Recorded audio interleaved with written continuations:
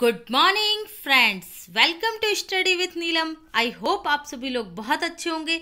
आज है 23 जुलाई और 23 जुलाई के सभी best top current affairs question के साथ हम आज का लेक्चर शुरू करेंगे। उससे पहले अगर आप चैनल पर पहली बार आए हैं तो चैनल को सब्सक्राइब कर लीजिए, वीडियो को लाइक कीजिए और शेयर ज़रूर कीजिए किसी भी एक स्टडी रिलेटेड ग्रुप में। अगर आप चैनल सब्सक्राइब कर लेते हैं तो उसके बाद बेल आइकन दबाना बिल्कुल ना भूलें, क्योंकि जब तक आपका बेल ग्रे कलर का नहीं हो जाता आपको मेरे कोई भी वीडियो के नोटिफिकेशन प्राप्त नहीं होंगे।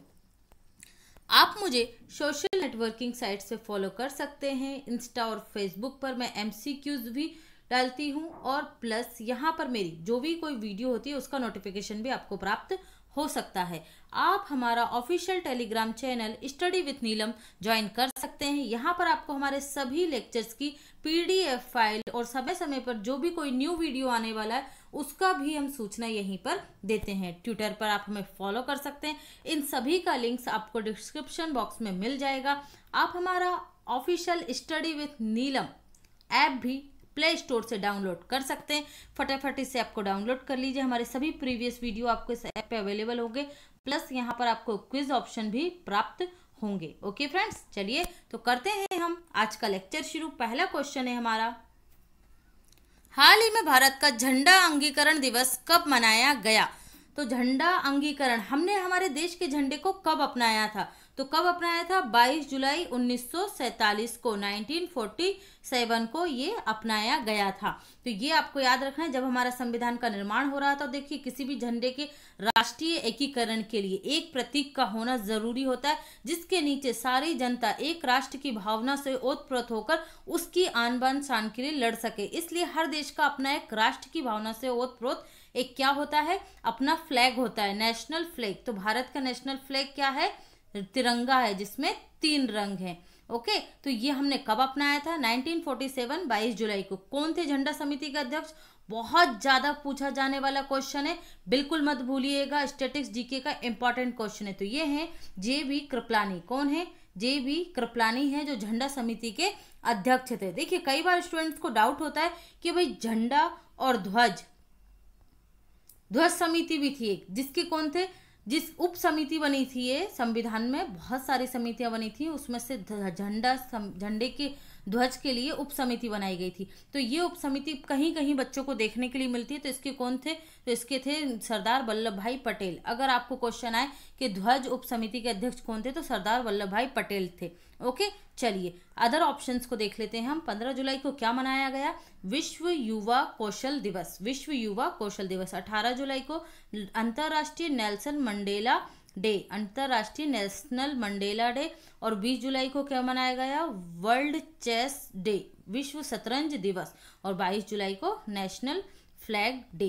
तो ये सारे ऑप्शन आप इस क्वेश्चन से याद रखेंगे। नेक्स्ट देखते हैं, हाल ही में मुख्यमंत्री घर घर राशन योजना की शुरुआत निम्न में से किस राज्य में की गई है? तो ये की गई है दिल्ली में। देखिए प्रधानमंत्री की one nation one ration card जो योजना है, आप लोगों ने सुना होगा, one nation one ration card जो योजना, इसमें क्या है, आपके पास एक राशन कार्ड बनेगा और उस राशन कार्ड के बेस पर आप देश के किसी भी राज्य में हो आपको अनाज प्राप्त होगा। तो इसी योजना के तहत दिल्ली सरकार ने घर घर राशन पहुंचाने के लिए इसका उपयोग किया है। अगले 6 से 7 मंथ के लिए घर घर राशन पहुंचाया जाएगा।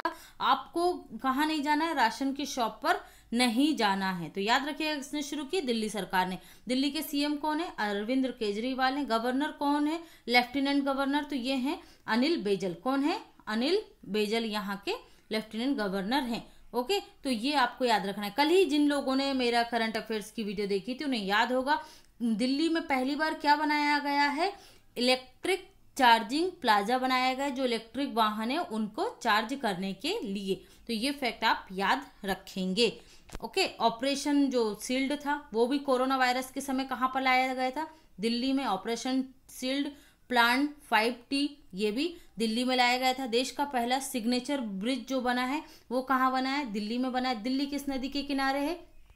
यमुना नदी के किनारे है। किस नदी के किनारे? यमुना नदी के किनारे। यहाँ पर अभी 10,000 बेड का एक हॉस्पिटल बनाया गया था। कौन सा? सरदार वल्लभ भाई कोविड हॉस्पिटल। और DRDO द्वारा भी DRDO द्वारा भी एक हॉस्पिटल बनाया गया था 1000 बेड का। ओके, उसका नाम क्या था? सरदार पटेल कोविड-19 सेंटर। तो दोनों का नाम, एक का सरदार वल्लभ भाई पटेल है और एक का सरदार पटेल है। ओके, चलिए, तो ये सारे फैक्ट आप दिल्ली से याद रखेंगे। नेक्स्ट, हाल ही में भारत ने किस देश के साथ आपातकालीन चिकित्सा सेवाएं शुरू करने के लिए समझौता किया है? तो ये समझौता किया गया है मालदीव के साथ। मालदीव के साथ किस क्षेत्र के लिए? माले के लिए। ओके, मालदीव की कैपिटल क्या है? माले। ओके, तो ये किसके साथ हुआ है समझौता? मालदीव के साथ हुआ है। कहाँ पर पहुंचानी है आपातकालीन सेवाएं? माले में। ओके, मालदीव की कैपिटल माले में। इसी समझौते के तहत भारत मालदीव को 20 मिलियन डॉलर की भी हेल्प करेगा। कितनी करेगा? 20 मिलियन डॉलर की हेल्प भी भारत द्वारा मालदीव को की जाएगी। बात कर लेते हैं मालदीव की। तो मालदीव की कैपिटल क्या है? माले है। मुद्रा क्या है? मालदीपियन रुपया। क्या है? मालदीपियन रुपया। प्रेसिडेंट कौन है यहाँ के? मालदीव के प्रेसिडेंट है इब्राहिम मोहम्मद सोलेह। इब्राहिम मोहम्मद सोलेह यहाँ के क्या है? प्रेसिडेंट है। भारत और मालदीव के मध्य कौन सी एक्सरसाइज होती है? तो ये होती है ई कुबरिन एक्सरसाइज होती है। 2019 में ये महाराष्ट्र के पुणे में आयोजित हुई थी। कहाँ हुई थी? महाराष्ट्र के पुणे में आयोजित हुई थी। ओके फ्रेंड्स, मैंने आप यहाँ पर छोटा सा प्रयास किया है आप लोगों के लिए लोकेशन बेस पे। देखिए, ये रहा आपका मालदीव। किसकी लोकेशन दिख रही है यहाँ पर? मालदीव की। अब यहाँ से आपको बहुत सारी चीजें मैप्स के थ्रू पता चलेंगी। जैसे यहाँ पर कौन सा सागर है? ये है आपका अरब सागर। ये कौन सा है? बंगाल की खाड़ी। और मालदीव कहाँ पर स्थित है? इंडियन ओशियन में स्थित है। मैं आपको हर बार बताती थी कि भाई जिबूती, ये है horn of Africa. Somalia, Djibouti, Eritrea, है ना, ये क्या बनाते हैं? हॉर्न ऑफ अफ्रीका बनाते हैं। ये क्या है? भूमध्य सागर। ओ हाँ, ठीक है, ये भूमध्य लाल सागर वाला क्षेत्र है। ये यहाँ पर है आपका अरब प्रायद्वीप। ओके, ये है पाकिस्तान की लोकेशन। और यहीं पर क्या है आपका? यहाँ पर ग्वादर बंदरगाह। इसी ग्वादर बंदरगाह से भारत ईरान के माध्यम से अफगानिस्तान में क्या भेजता है? सभी आयात की वस्तुएं भेजता है। यहाँ पर है आपका ग्वादर बंदरगाह। जिससे क्या होता है? हमारे पाकिस्तान से रिलेशन अच्छे नहीं होते हैं, तो हम क्या करते हैं? इस ग्वादर बंदरगाह के माध्यम से ईरान के ग्वादर बंदरगाह से अफगानिस्तान को सप्लाई करते हैं। यहाँ पर है आपका, ये है आपका जापान द्वीप समूह। ये है आपका ताइवान। ओके, ये इसे बोलते हैं हम दक्षिण चीन सागर। क्या बोलते हैं इसे? दक्षिण चीन सागर। ओके, अब जैसे जैसे धीरे धीरे होता जाएगा तो मैं मैप के माध्यम से आप लोगों को समझाने की कोशिश करूंगी। ओके फ्रेंड्स, और अगर कोई डाउट है तो आप लोग मुझसे पूछ सकते हैं। बढ़ते हैं अगले क्वेश्चन की तरफ। हाल ही में किस देश का पहला सैन्य उपग्रह NASIS 2 को लॉन्च किया गया है? तो ये उपग्रह किस देश का है? तो ये है दक्षिण कोरिया का उपग्रह। किसका है? दक्षिण कोरिया का उपग्रह। किसके द्वारा प्रक्षेपित किया गया है या लॉन्च किया गया है? ये बहुत ज्यादा इंपॉर्टेंट है। ये लॉन्च किया गया है स्पेस एक्स के द्वारा। किसके द्वारा? Space x. किसकी कंपनी है स्पेस एक्स? ये प्राइवेट लॉन्च कंपनी है जो स्पेस में रॉकेट उपग्रह लॉन्च करती है। कौन? एलन मस्क की कंपनी है स्पेस एक्स। इसने दक्षिण कोरिया के NASIS 2 उपग्रह को क्या किया है? लॉन्च किया है। ये दक्षिण कोरिया का पहला सैन्य उपग्रह है जिसे मिलिट्री के लिए उपयोग किया जाएगा। ओके, ये याद रखना है। दक्षिण कोरिया का क्या है? पहला मिलिट्री उपग्रह है। दक्षिण कोरिया की बात कर लेते हैं। दक्षिण कोरिया की कैपिटल क्या है? इसकी कैपिटल है सियोल। करेंसी क्या है? दक्षिण कोरियन वॉन इसकी करेंसी है। प्रेसिडेंट कौन है? प्रेसिडेंट है इसके मून जे इन इसके प्रेसिडेंट हैं। ओके, अदर ऑप्शंस को देख लेते हैं हम। UAE हमने अभी ही पढ़ा था। मंगल पर, ये अरब प्रायद्वीप का पहला ऐसा देश है जिसने मंगल ग्रह पर क्या भेजा है? अपना मिशन भेजा है। कौन सा? हॉप। किस देश की सहायता से भेजा है हॉप को? जापान की सहायता से भेजा है। जापान के तानेगाशिमा से इसे लॉन्च किया गया है। इजराइल ने हाल ही में, मतलब लास्ट ईयर का है, इसने चंद्रमा पर अपना पहला उपग्रह भेजा था, चंद्र मिशन। ओके, इजराइल ने। किसके द्वारा भेजा गया था? ये भी एलन मस्क की कंपनी स्पेस एक्स के द्वारा भेजा गया था। और इस उपग्रह का नाम क्या था? मिशन का बेरसेट था। क्या नाम था? बेरसेट इसका नाम था। ये हो गई पिछले साल की बात। अभी मैंने आपको कल ही बताया था ओफेक 16। ओफेक 16 क्या है? ये इजराइल का जासूसी उपग्रह है। क्या है? जासूसी उपग्रह। इससे पहले ओफेक क्या छोड़ा गया था? 16 भी छोड़ा गया था। ओफेक 11। तो ये दोनों ही क्या है? जासूसी संबंधी हैं, ठीक है, इजराइल के। इथोपिया की बात कर लेते हैं। तो इथोपिया का पहला रिमोट सेंसिंग सैटेलाइट ये किसकी सहायता से छोड़ा गया? पहला ये चीन की सहायता से छोड़ा गया है। तो ये सभी करंट से रिलेटेड है, अच्छे से याद रखिएगा। बढ़ते हैं अगले क्वेश्चन की तरफ। हाल ही में निम्न में से किन्हें मरणोपरांत लीजेंड ऑफ एनिमेशन पुरस्कार से सम्मानित किया गया है? सॉरी, मैं आपको एक और चीज बता देती हूँ दक्षिण कोरिया से रिलेटेड। ये देखिए यहाँ पर इस मैप में आपको दक्षिण कोरिया भी दिखाई देगा। देखिए ये उत्तर कोरिया और दक्षिण कोरिया वाले क्षेत्र हैं, ठीक है। तो एक मैप से आप सारे के सारे जितने भी देश हैं एक मैप में जो आते हैं उनकी लोकेशन को आप देख सकते हैं। इन्हें क्या बोला जाता है? दक्षिण पूर्वी एशियाई देश, है ना। जैसे कंबोडिया, लाओस, फिलीपींस, ये सभी देशों का समूह है। ये वाला जो है ये इंडोनेशियाई द्वीप समूह है। तो ये सारे आप एक मैप से देख सकते हैं। चलिए हम नेक्स्ट कंप्लीट करते हैं हमारा क्वेश्चन। हाल ही में निम्न में से किन्हें मरणोपरांत लीजेंड ऑफ एनिमेशन पुरस्कार से सम्मानित किया गया है? तो ये सम्मानित किए गए हैं अर्नब चौधरी। अर्नब चौधरी का संबंध किस क्षेत्र से है? पहला क्वेश्चन यहीं से आता है। तो ये एनिमेशन की डायरेक्टर हैं, ओके। एनिमेशन जो रहता है बनाते हैं कार्टून वगैरह, उस एनिमेशन की फील्ड में ये प्रसिद्ध डायरेक्टर थे और इनका निधन हो चुका है। इन्हें मरणोपरांत लीजेंड ऑफ एनिमेशन पुरस्कार से सम्मानित किया जा रहा है। तो ये पुरस्कार दे कौन रहा है? ये पुरस्कार दे रहा है टूनज मीडिया ग्रुप के द्वारा ये पुरस्कार इन्हें दिया जा रहा है। एक और फैक्ट इनसे इम्पॉर्टेंट है, इनकी पहली एनिमेशन फिल्म जो इन्होंने डायरेक्ट की थी उस फिल्म का नाम था Arjun the warrior of Prince. इस जो फिल्म थी इसको ऑस्कर के लिए नॉमिनेट किया गया था और पहली नॉमिनेट होने वाली एनिमेशन फिल्म थी ये, okay. Arjun the warrior of Prince, ठीक है, ये याद रखिएगा। अदर ऑप्शंस को देख लेते हैं हम। मॉरिसाना कायट और मारियाना वर्दीनियस, इन दोनों को विश्व अंतर्राष्ट्रीय नेल्सन मंडेला पुरस्कार 2020 से सम्मानित किया गया है। अंतर्राष्ट्रीय नेल्सन मंडेला पुरस्कार 2020 से किन किन को? मॉरिसाना कायट और वर्दीनियस को। इन दोनों के अपने अपने क्षेत्र में महिलाओं की किसके लिए? महिलाओं के खिलाफ होने वाली हिंसा और बच्चों में होने वाले कैंसर के लिए प्रति जागरूकता और इनके संघर्ष के लिए सम्मानित किया गया है। सचिन अवस्थी, ये मैंने आपको बताया था गंगा की सफाई से जुड़ा हुआ उन्होंने बहुत बड़ा काम किया था और वंदे गंगा यात्रा भी की थी इन्होंने, सचिन अवस्थी ने, और इन्हें अवार्ड मिला था ग्लोबल ह्यूमैनिटेरियन का top publicity award. Global humanitarian top publicity award किसे दिया था? सचिन अवस्थी को। सभी पॉइंट इंपॉर्टेंट हैं, यहां से आप ये याद रखेंगे। नेक्स्ट देखते हैं हम। हाल ही में असम में आई बाढ़ से सर्वाधिक प्रभावित राष्ट्रीय उद्यान कौन सा है? वैसे तो सभी इंपॉर्टेंट है, सभी करंट में रहे थे। यहाँ पर आपका क्वेश्चन का आंसर होगा काजीरंगा राष्ट्रीय उद्यान। ये क्यों फेमस है? कि ये एक सींग वाले गेंडे के लिए फेमस है और अभी यहाँ पर जो बाढ़ आई है उसमें लगभग 108 जानवरों की मृत्यु इस बाढ़ के कारण हो गई है, ओके। किसके लिए फेमस है? एक सींग वाले गेंडे के लिए। यहाँ पर अभी क्या देखा गया था? गोल्डन टाइगर भी देखा गया था। कहाँ पर? काजीरंगा नेशनल पार्क में पहली बार गोल्डन टाइगर। अदर ऑप्शन को देख लेते हैं। पोवा रिजर्व फॉरेस्ट, इससे क्या घोषित किया गया है? अभ्यारण्य घोषित किया गया है। हाल ही में क्या बनाया गया? अभ्यारण्य या सेंचुरी घोषित किया गया है। देहिंग पटकई ये अभ्यारण्य था, इसे नेशनल पार्क बनाए जाने की घोषणा की गई है। क्या बनेगा? ये नेशनल पार्क बनेगा। और नामेरी नेशनल पार्क ये भी कहाँ पर है? तो ये भी असम में ही स्थित है, ओके। चलिए असम की बात कर लेते हैं। असम के सीएम कौन है? असम के सीएम है सर्बानंद सोनोवाल। इन्हें श्यामा प्रसाद मुखर्जी पुरस्कार से सम्मानित किया गया है। असम के गवर्नर कौन है? तो ये हैं जगदीश मुखी। कौन है गवर्नर? जगदीश मुखी। बढ़ते हैं नेक्स्ट क्वेश्चन की तरफ। हाल ही में विश्व के नंबर 1 टेस्ट ऑलराउंडर खिलाड़ी कौन बन गए हैं? तो ये बन गए हैं आपके बेन स्टोक्स। कौन बन गए हैं?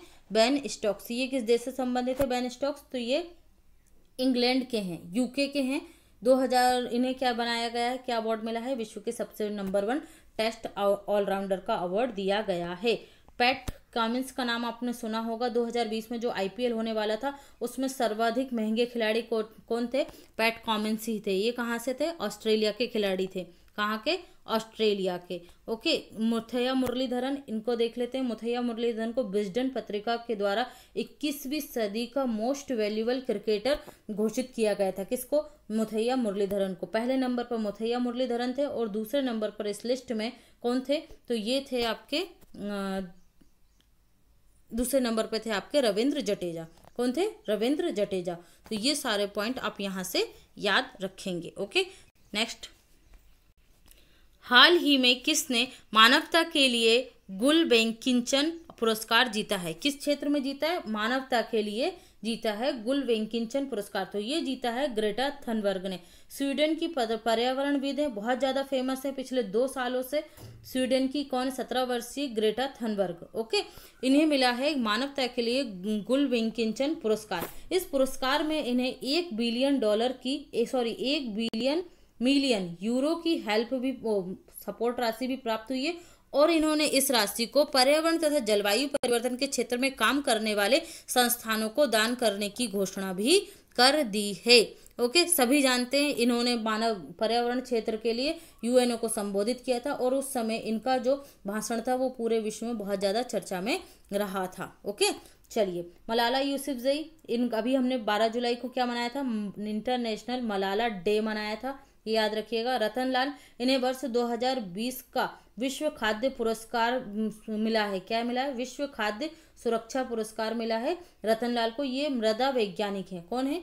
मृदा वैज्ञानिक। ग्रेटा थनबर्ग हम देख चुके हैं। फ्रेया ठकराल, ये भी 17 वर्ष की हैं। इन्हें वर्ष 2020 का डायना पुरस्कार दिया गया है। वर्ष 2020 का डायना पुरस्कार। ये दिल्ली की रहने वाली है फ्रेया ठकराल और इन्होंने एक कचरे को सही समय सही जगह पर डिस्पोज करने के लिए क्या ऐप बनाया था? Recycle app. इसके लिए इन्हें ये पुरस्कार दिया गया था। नेक्स्ट, हाल ही में चर्चा में रहा डीआरडीओ द्वारा निर्मित भारत क्या है? भारत क्या है चर्चा में रहा? भारत एक ड्रोन है। क्या है? ड्रोन है। देखिए, आप लोगों को पता है चीन और भारत की जो लद्दाख वाली सीमा है, पूर्वी लद्दाख वाली, वहां पर कितना ज्यादा विवाद चल रहा है और कितनी ज्यादा अनस्टेबिलिटी है। ओके, उसी क्षेत्र में निगरानी रखने के लिए भारत को डीआरडीओ ने क्या बनाकर दिया है? एक ड्रोन बनाकर दिया है जिसका नाम क्या रखा गया है? भारत ही नाम रखा गया है। ये ड्रोन सटीक निगरानी करेगा और ऊंचाई वाले क्षेत्रों में ये बहुत अच्छा काम करेगा, इसलिए इसको भारतीय सेना को समर्पित कर दिया गया, मतलब सौंप दिया गया है। और ये पूर्वी लद्दाख में क्या किया जाएगा? इसे तैनात किया जाएगा एलएसी के पास। ओके, तो ये आप याद रखेंगे डीआरडीओ के बारे में। चलिए, डीआरडीओ की बात कर लेते हैं। डीआरडीओ का फुल फॉर्म क्या होता है? Defence research and development organisation. स्थापना कब हुई थी? 1958 में। हेडक्वार्टर कहाँ पर है? न्यू दिल्ली में इसका हेडक्वार्टर है। वर्तमान में चेयरमैन कौन है इसके? जी सतीश रेड्डी। कौन है? जी सतीश रेड्डी इसके चेयरमैन हैं। देखिए, डीआरडीओ ने जर्मी क्लीन, ध्रुव, इस तरीके के डिवाइस बनाई थी। और अभी मैंने आपको ऊपर बताया दिल्ली में सरदार वल्लभ भाई पटेल 1000 बेडों वाला इसने क्या बनाया था? मात्र 12 दिनों में एक हॉस्पिटल तैयार करके दिल्ली सरकार को सौंपा था कोविड-19 के लिए। तो ये सारे फैक्ट आप डीआरडीओ से याद रखेंगे। नेक्स्ट, हाल ही में भारत के किस राज्य में पीले रंग का कछुआ देखा गया है? तो ये देखा गया है ओडिशा के बालासोर में। कहाँ पर? ओडिशा के बालासोर में एक किसान के द्वारा यह देखा गया है। उन किसान का नाम है वासुदेव महापात्रा। नाम इंपॉर्टेंट नहीं है लेकिन फिर भी आप लोगों के दिमाग में रहेगा। वासुदेव महापात्रा ने इस पीले कलर के कछुए को देखा। इस कछुए का भारतीय नाम है फ्लैपसील कछुआ। क्या बोलते हैं इसे? भारतीय फ्लैपसील कछुआ के नाम से ये जाना जाता है। ये भारतीय उपमहाद्वीप के अन्य देशों जैसे पाकिस्तान, श्रीलंका, म्यांमार, नेपाल, बांग्लादेश में भी पाया जाता है। ओके, तो आप याद रखिए। यहाँ से एक और इम्पॉर्टेंट चीज आपके लिए हो जाती है। आप मुझे बताइए, चलिए मैं ही बता देती हूँ। 23 मई को हम क्या मनाते हैं? वर्ल्ड कछुआ दिवस हम मनाते हैं। ओके, अभी आप लोगों ने हाल ही में सुना होगा कुरमा ऐप क्यों लेकर आए गए थे? इसका उद्देश्य क्या है कुरमा ऐप का? इसका उद्देश्य कछुआ संरक्षण। क्या है? कछुआ संरक्षण। तो ये पॉइंट आप याद रखेंगे। ओडिशा के सीएम कौन है? नवीन पटनायक। कल ही बताया था मैंने आपको 10 मिनट 10 MCQs वाली सीरीज में पेटा के बारे में। ओके, तो इन्हें पेटा हीरो 2 अवार्ड मिला था किसको? नवीन पटनायक को, इनके जानवरों के लिए किए गए कार्यों के लिए। गवर्नर कौन है उड़ीसा के? तो गवर्नर है गणेशी लाल, गवर्नर गणेशी लाल हैं। और सीजे कौन है? उड़ीसा हाई कोर्ट के चीफ जस्टिस हैं मोहम्मद रफीक। कौन है? मोहम्मद रफीक हैं। कैपिटल क्या है उड़ीसा की? कैपिटल है भुवनेश्वर। क्या है? भुवनेश्वर। और भुवनेश्वर में ही रेलवे द्वारा वेस्ट टू एनर्जी प्लांट स्थापित किया गया है। ये मैं कई बार बता चुकी हूँ, आप लोगों को रट चुका होगा। एक सबूजा ओडिशा पहल थी, सबूजा ओडिशा पहल, जो अभी जुलाई के फर्स्ट वीक में ही प्रारंभ की गई थी। किसके लिए? हरित आवरण को बढ़ाने के लिए, अधिक से अधिक वृक्ष लगाने के लिए। इसमें उड़ीसा सरकार द्वारा क्या दिए जा रहे थे? बीज दिए जा रहे थे। Okay.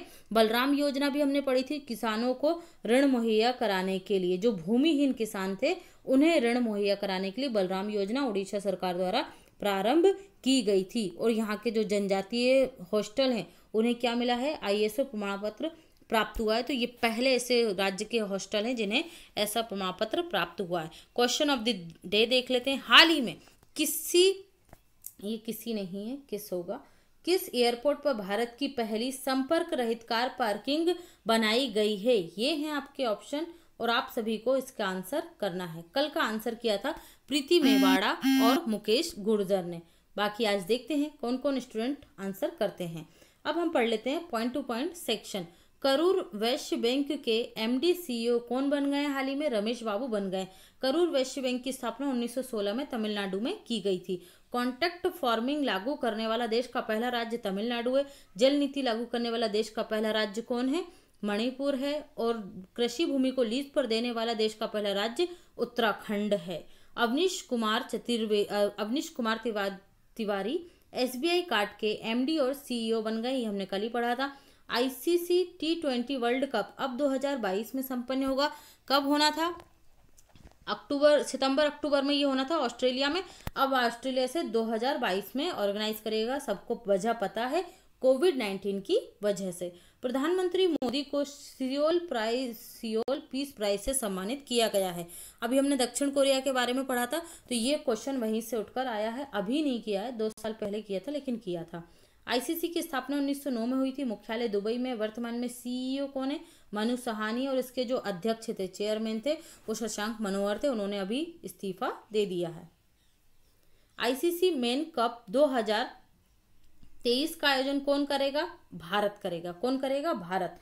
ICC women world cup 2021 का आयोजन कौन सा देश करेगा? न्यूजीलैंड करेगा। देश का पहला इलेक्ट्रिक चार्जिंग प्लाजा दिल्ली में स्थापित किया गया है, इलेक्ट्रिक वाहनों को चार्ज करने के लिए। प्लाज्मा बैंक की स्थापना दिल्ली में की गई है। 5G नेटवर्क लॉन्च करने वाला विश्व का पहला देश कौन है?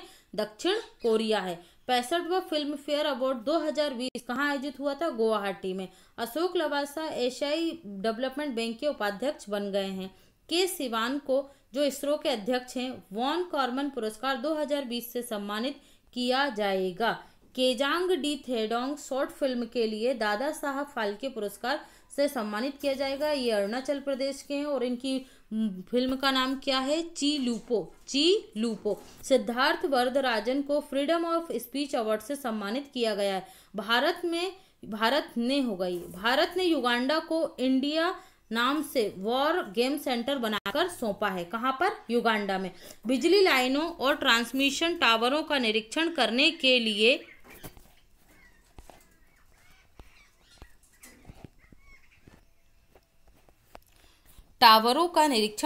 के लिए ड्रोन का उपयोग किस सरकार द्वारा किया जा रहा है? तो ये महाराष्ट्र सरकार द्वारा किया जा रहा है।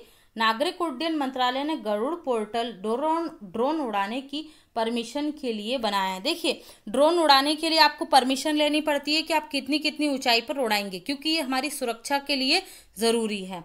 HDFC अर्गो ने थर्ड पार्टी इंश्योरेंस स्कीम के तहत ड्रोन उड़ाने वालों के लिए यह योजना प्रारंभ की थी। ड्रोन से शहर को सैनिटाइज करने वाला पहला शहर कौन सा है? इंदौर है। ध्रुव अल्ट्रावायलेट युक्त सैनिटाइजर किसने बनाया था? DRDO द्वारा बनाया गया था। जर्मी क्लीन सैनिटाइजिंग चैम्बर DRDO द्वारा सुरक्षा बलों के लिए बनाया गया था। जो सुरक्षा बल है हमारे, उनकी वर्दी को ये 25 वर्दियों को 5 सेकंड में क्या कर देता था? कीटाणु रहित कर देता था। क्या? जर्मी क्लीन। ओके फ्रेंड्स, तो ये था हमारा आज का लेक्चर। आई होप आप लोगों को पसंद आया होगा। वीडियो को ज़्यादा से ज़्यादा लाइक कीजिए, शेयर कीजिए और चैनल को सब्सक्राइब कर लीजिएगा। Okay friends, thanks for watching this video.